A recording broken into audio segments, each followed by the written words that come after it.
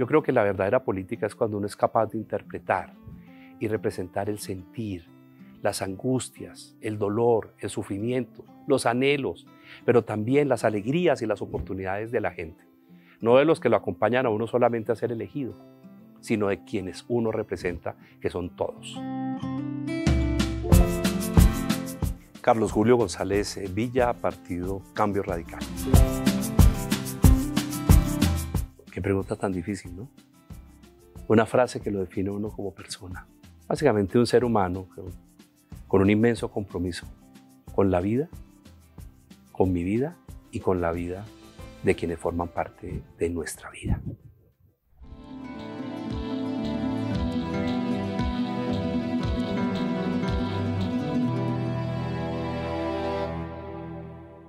Yo soy una persona que proviene del departamento del Huila. Mi infancia transcurrió inicialmente en Bogotá, donde tuve la oportunidad incluso de ser alumno de mi propia madre, quien era maestra y rectora.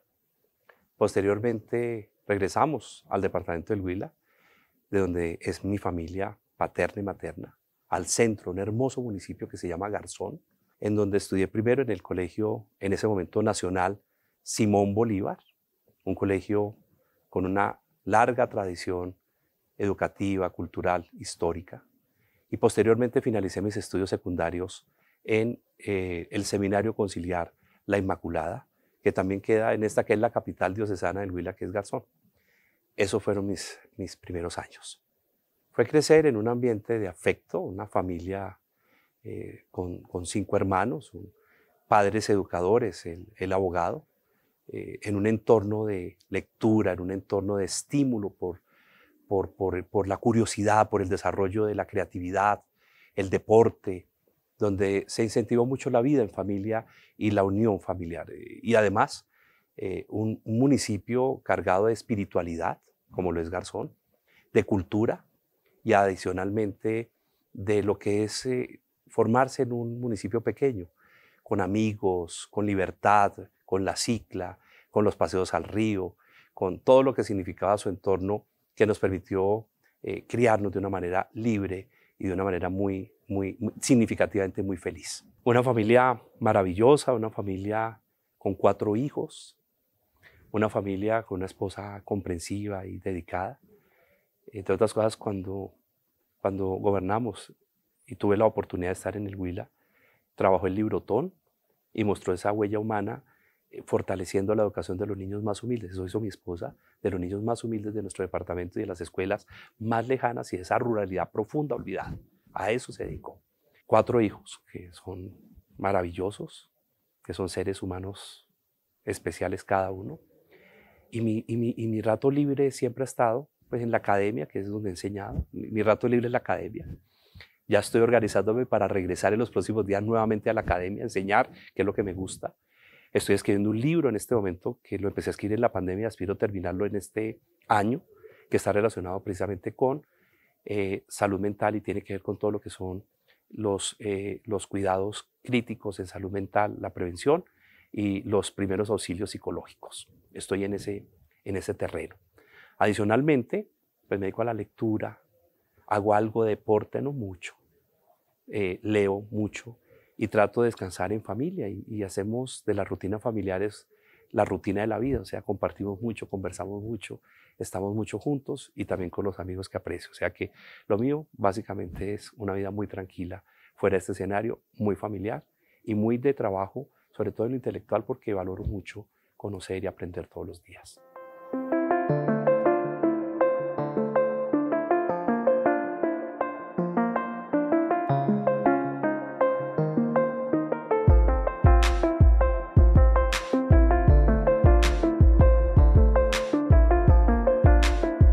En el Consejo de Neiva trabajamos el fortalecimiento de la AS municipal, hoy llamada Carmen Emilia Ospina.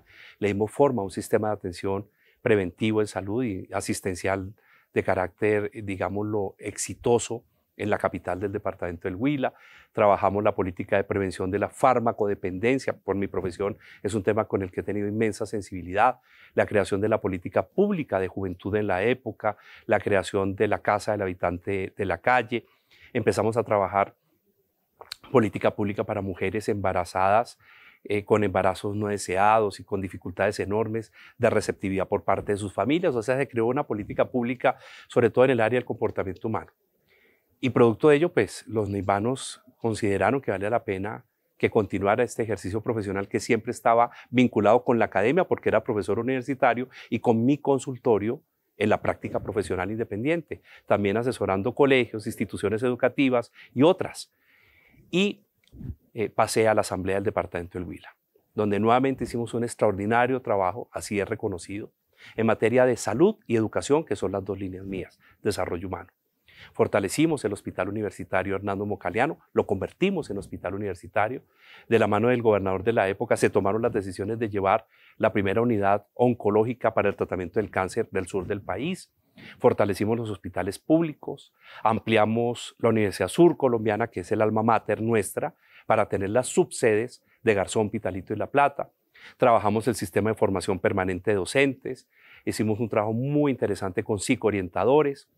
Llevamos la política pública de prevención de drogas también ahora a convertirla en política pública a nivel departamental, la primera política pública de salud mental, y ahí el paso siguiente fue la Cámara de Representantes, en donde tuve la oportunidad de ser presidente de la Comisión Segunda. En la Cámara trabajamos mucho los temas relacionados con medicamentos, acceso a medicamentos, y en los tratados de libre comercio proteger la industria farmacéutica colombiana, todo lo que está relacionado con propiedad intelectual, con conocimiento ancestral. Trabajamos fuertemente en unas líneas rojas de protección de la autonomía y la soberanía colombiana en materia de alimentos, etc. Voté en contra de ese tratado porque consideraba que no estaba a la altura de la equidad de un tratado que fuera comercio justo con la potencia con la que en ese momento estábamos negociando. Muchas otras cosas. Pasé al Senado de la República, tuve la oportunidad de trabajar proyectos nuevamente de salud y educación, los primeros debates sobre la calidad de la salud en Colombia, nuevamente a propósito de la evaluación que hoy estamos haciendo. Participé activamente en la construcción del Código de Infancia y Adolescencia, también en los contenidos de la televisión colombiana, en la transformación del Ministerio de Comunicaciones para convertirse en Ministerio TIC.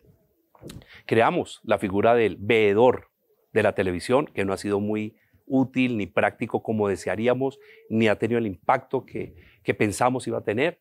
Fortalecimos los canales públicos, por eso estamos aquí hoy. Fortalecimos la visión de un canal público que tuviese toda la oportunidad de mostrar la diversidad colombiana, y por eso el fortalecimiento de los canales públicos regionales, de las emisoras comunitarias y de las emisoras públicas. Trabajé siempre sobre los contenidos de la televisión. Me preocupa la relación entre los contenidos de la televisión colombiana y la salud mental de niños y jóvenes en nuestro país. Me preocupa y me ha preocupado mucho esa narrativa televisiva que empodera una narcovisión de la vida. Me preocupa enormemente que se ha venido despreciando y no hemos podido empoderar como quisiéramos la investigación, el documental, la identidad colombiana, que es lo que pretenden los canales públicos y que es el proceso al que tenemos que llevar al país para trabajar esto que realmente significa identidad nacional.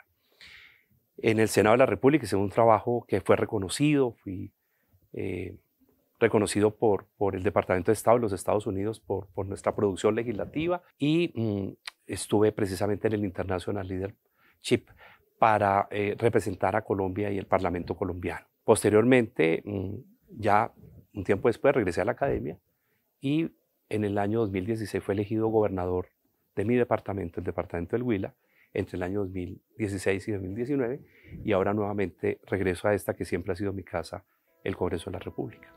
Huila acepta proyectos que lleguen y redistribuyan riqueza y generen beneficios para la región.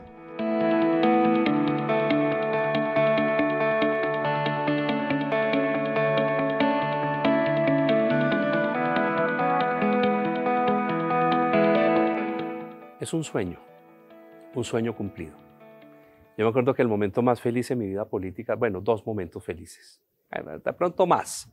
Es que está difícil clasificar y colocar en ranking los momentos difíciles, pero en la vida pública puedo decir que fue cuando fui elegido concejal de la capital de mi departamento, la elección más difícil, esa, la primera, y cuando llegué a la Cámara de Representantes y me senté en el salón elíptico y vi hacia arriba los vitrales y vi las frases de Bolívar y Santander. En ese momento sentí que se estaba cumpliendo un sueño porque estaba representando el alma, el ADN de una región, de un territorio que ha sufrido mucho, como es el sur del país y mi territorio, el Huila. Sentía que llegué en un momento complejo del país y en ese momento mi percepción fue la percepción de un joven de provincia que llegaba a Bogotá para ser la voz de su gente. Y creo que a eso me dediqué y ese fue un momento muy feliz. Yo creo que la verdadera política es cuando uno es capaz de interpretar y representar el sentir, las angustias, el dolor, el sufrimiento, los anhelos, pero también las alegrías y las oportunidades de la gente. No de los que lo acompañan a uno solamente a ser elegido, sino de quienes uno representa, que son todos. Y en el Senado de la República, pues además es un país, y es donde finalmente se le da equilibrio a algo que se llama la democracia, y se proyecta el proyecto de vida nacional. Es donde se proyecta lo que una nación es y desea ser. Y por eso me parece tan importante la labor que aquí hacemos. Estamos en un momento interesante del país, porque es un momento que nos desafía a sacar nuestras mayores habilidades, destrezas, capacidades, nuestra formación, en función de un gran debate nacional que está propuesto en la agenda pública. La reforma a la salud, de la cual comparto muchos aspectos relacionados con el fortalecimiento de la atención primaria en salud, la necesidad de reconocimiento del capital humano y el talento en salud.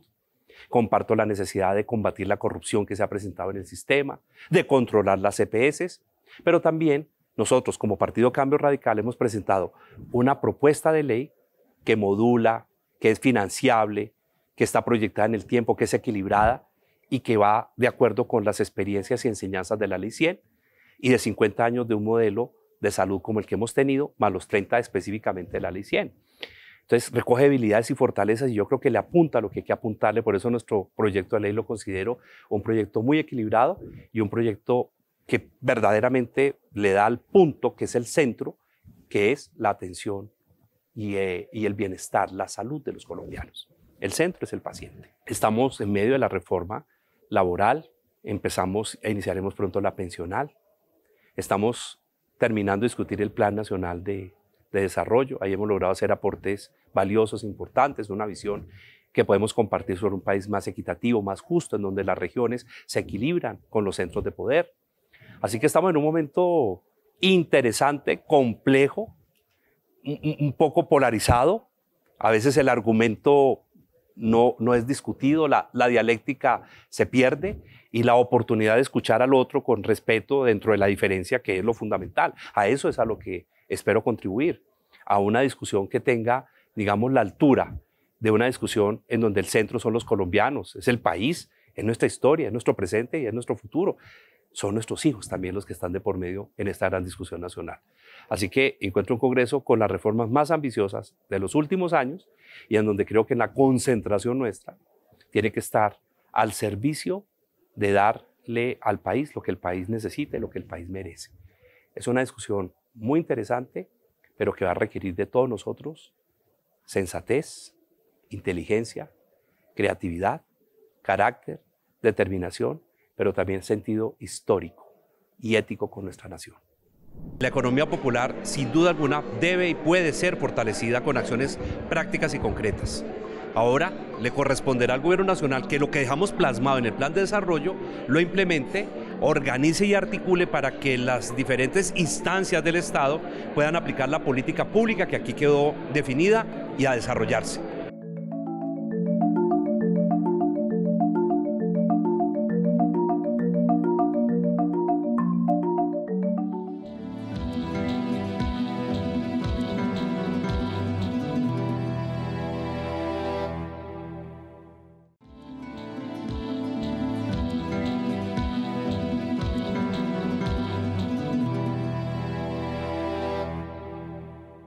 El mayor reto siempre en el Congreso es poder especializarse en los temas en los que uno tiene fortalezas, experiencia, habilidades, conocimiento, formación. Lograr captar la atención en esa fortaleza, lograr el respeto de los colegas y del gobierno, de los medios, en eso en lo que uno se supone que puede aportar y debe aportar, y lograr consensos, porque este es un escenario de conversaciones y consensos, en donde no es uno, sino somos muchos, y las decisiones dependen de la capacidad de lograr esos consensos en relación con esa permanente conversación sobre el tipo de país, el tipo de leyes, el tipo de región, el tipo de objetivos que queremos lograr al estar aquí. Y yo diría que ese sigue siendo el principal reto. Mi mayor satisfacción es haberlo logrado muchas veces para sacar leyes, ponencias, audiencias, pronunciamientos, política pública, sobre todo en los sectores míos que son los del desarrollo humano y los de la inversión y el desarrollo de la región sur colombiana que fundamentalmente represento. Porque aunque los senadores somos nacionales, pues concentramos nuestra fuerza en unas regiones. Y yo represento ese sur colombiano, que es ese Cundinamarca Sur, Tolima, Huila, Caquetá, Putumayo y una parte del Cauca. Es donde están concentrados nuestros mayores esfuerzos. Además de inversión, regiones que han sufrido enormemente el conflicto interno armado y que requieren también de manera precisa el acompañamiento y la inversión nacional en los proyectos del desarrollo de estas regiones que son tan productivas y que solamente requieren el espaldarazo nacional para lograr posicionarse como se lo merecen en la geografía y en la historia de nuestra nación. Así que yo creo que ahí han estado parte de las satisfacciones. Lo otro es ver que los proyectos de ley, ya estamos preparando 3 en este momento, próximamente se presentarán, obtienen el respaldo y obtienen el reconocimiento de que pueden aportar al bienestar, al desarrollo, a mejorar las condiciones de vida de los ciudadanos colombianos. A eso es a lo que aquí se le apuesta y cada vez que intervenimos, trabajamos o hacemos algo, en lo personal, mi visión es cómo aporto, qué contribuyo con lo que estoy diciendo, haciendo o presentando, en qué hago la diferencia, en dónde doy un paso que sea constructivo y que construya una nueva realidad, que permita que esa nueva realidad vaya de la mano con algo que siempre insisto en la vida, sentido y significado. O sea, que lo que hacemos tenga sentido y significado.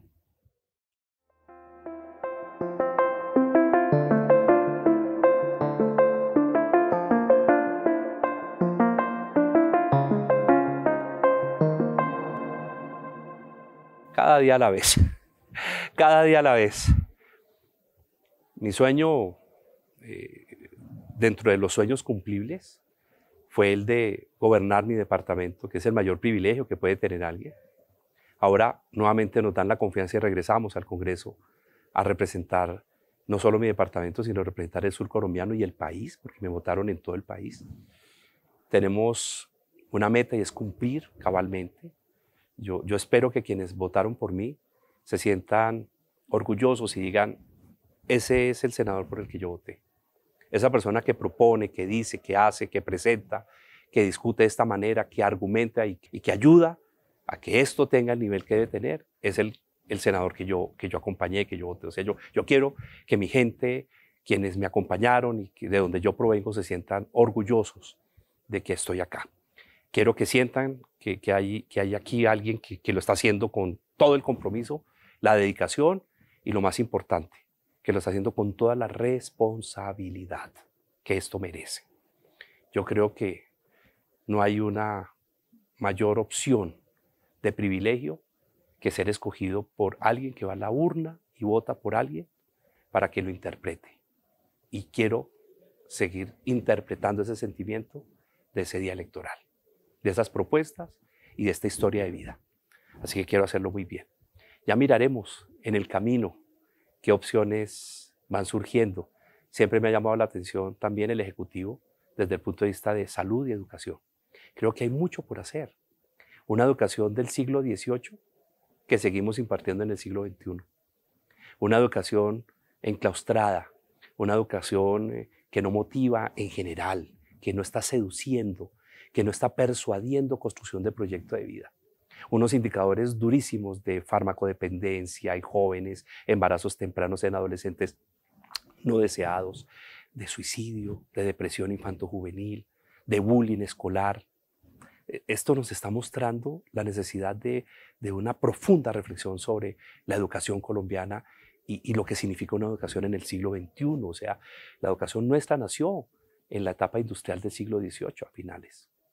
Y hoy seguimos dando la misma educación, cuando hoy tenemos tantas nuevas herramientas de comunicación, tantos nuevos aprendizajes sobre cómo funciona el cerebro, sobre la conducta humana, tantos avances en materia significativa que nos obligan a repensar la educación como la estamos impartiendo y como la conocemos. La salud, y no solo la salud física, sino una que es invisible, la salud mental.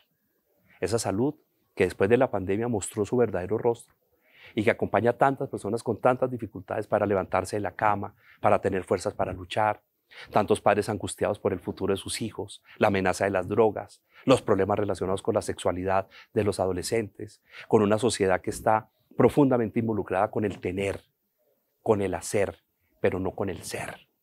Y a esa sociedad le queremos apuntar.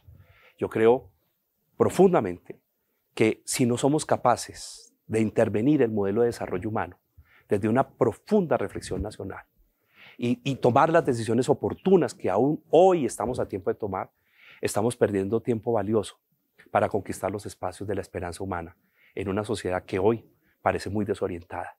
Y si no veamos las cifras, no solo de desempleo, sino de criminalidad, no solo de desempleo, sino de delincuencia común. Veamos las cifras de jóvenes que hoy no encuentran el camino en su vida, que son ni lo uno ni lo otro, ni trabajan ni estudian, de padres también desorientados sobre qué hacer con ellos y con sus propias vidas, de personas rutinizadas que viven la vida entre el horario de la mañana y el final del horario de la noche, sin poder responderle a la vida cómo están construyendo concepto de felicidad, concepto de realización, concepto de diferenciación humana. A eso le quiero apuntar y esos son los espacios que yo quiero trabajar. Y probablemente eso tenga que ver con la primera pregunta, la formación que tuve de 2 padres maestros, la formación que tuve de excelentes maestros, de sacerdotes vicentinos y excelentes maestros que todos los días recuerdo, o la formación que tuve pues como psicólogo, desde la clínica, desde la psicoterapia y desde el trauma humano, porque yo lo que trato y he tratado en mi vida fundamentalmente son las personas con los mayores problemas. Por ejemplo, el cáncer. ¿A quiénes trato yo? ¿A quiénes trataba antes de ingresar aquí? Las personas que acaban de recibir un diagnóstico devastador de cáncer y que les han dicho, pues probablemente van a morir y probablemente van a morir muy pronto. ¿A quiénes trato yo? A esas personas que perdieron el gusto y el sentido de la vida y están pensando que es más fácil quitarse la vida que continuar luchando.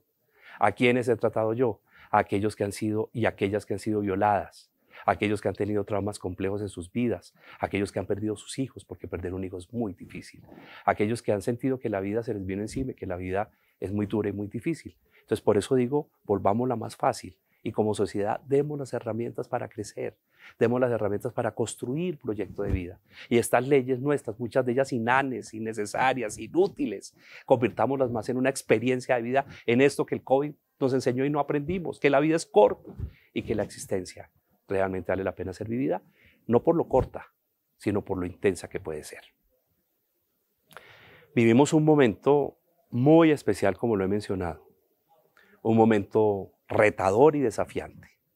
Salimos del COVID-19 con muchísimos aprendizajes. Algunos ya lo están olvidando, ya lo estamos olvidando. Que lo importante está en lo elemental, que lo importante a veces está en lo invisible y que lo importante, gran parte de nuestra felicidad, está en relación con los que nos quieren y a quienes queremos. Y que por eso es tan importante saber querer y saber ser querido. Eso significa ser buenos seres humanos. No es tan difícil. La condición humana, incluso el cerebro y toda nuestra conformación biológica y psicológica está enfocada a algo que se llama la homeostasis, el equilibrio, la búsqueda de lo positivo. Por eso cuando nos enfermamos, el mismo cuerpo actúa para sanarnos. Por eso cuando estamos mal, el mismo cuerpo lanza todas las alertas para trabajar en estar bien. O sea, lo fácil para el ser humano es estar bien, no es estar mal, que pareciera que se ha convertido en la lógica perversa. El mensaje es, construyamos una sociedad entre todos. Para quienes son padres, el momento es crítico porque ser padre es una enorme responsabilidad que implica arte, ciencia y creatividad, inspiración. Y por eso el mensaje es, ayudemos a construir una sociedad con buenos seres humanos. Y los buenos seres humanos se definen por el modelo, por el modelamiento, por el ejemplo. Y es fácil, no es tan difícil. Aprender a hablar en familia, a no gritar, a no decir groserías entre sí, a no descalificar a nadie. Aprender a revisar las creencias familiares. Aprender a revisar las emociones que entornan a nuestra familia. Somos emociones que caminamos. Aprender que la inteligencia emocional es más importante que muchas cosas y que por eso la familia debe enfocarse en ello y como sociedad debemos enfocarnos en ello. Y lo más importante, aprender algo que es fundamental, que el respeto no solamente se exige, sino también se da. Y cuando una sociedad es respetuosa, aprende, a pesar de las diferencias, a convivir. Y creo que necesitamos aprender a convivir como sociedad. Tal vez ahí es parte del mensaje, y parte del mensaje está en relación con ser nosotros, pero hacerlo dentro de esta enorme complejidad que es la vida moderna, sin perder el rumbo de alcanzar nuestra propia realización o como usted lo quiera llamar, su propia felicidad.